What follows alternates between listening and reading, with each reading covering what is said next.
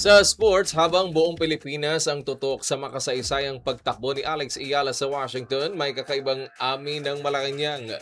Ayon sa palasyo, iniiwasan umano ni Pangulong Ferdinand Marcos Jr. na manood ng live ng mga laro ng Filipina tennis star dahil naniniwala siyang baka malas siya.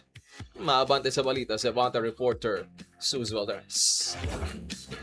Hindi raw ugali ni Pangulong Ferdinand Bongbong Marcos Jr. na manood ng live ng mga laro ni Alex Ayala. Ayon kay Palace Press Officer Claire Castro, naniniwala ang Pangulo na baka siya pa ang magdala ng malas sa mga atletang kanyang pinapanood ng live.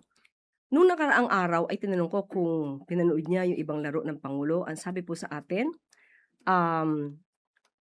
usually ay ayaw niyang manood ng live dahil mukhang mayroon daw yata siyang dalang hindi swerte kapag nanonood siya ng personal na laro o nanonood siya live. Hindi man nakumpirma kung napanood ng Pangulo ang makasaysayang finals kontra kay world number 3 Jessica Pegula. Sinabi ni Castro na personal pa rin itong nagpaabot ng pagbati matapos ang tagumpay ni Ayala. Kagabi ay hindi ko na itanong kung siya mismo ay nanood.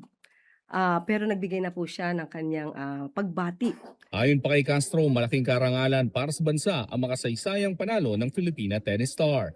At karangalan sa buong taong bayan, sa sambayan ng Pilipino at ng ating bansa, ang pagkapanalo po ni Alex Ayala. So congratulations. Nakapagsulat ng kasaysayan si Ayala matapos talunin si Pigula 4-6, 6-4, 6-love sa finals ng Mubadala DC Open. Dahil dito siya naging kauna-una ang Pilipinas sa Open era na nagwagi ng WTA 500 Tour Singles title na gamit ng kanyang unang WTA 500 crown at umabante sa career high ng world number 20 sa WTA rankings.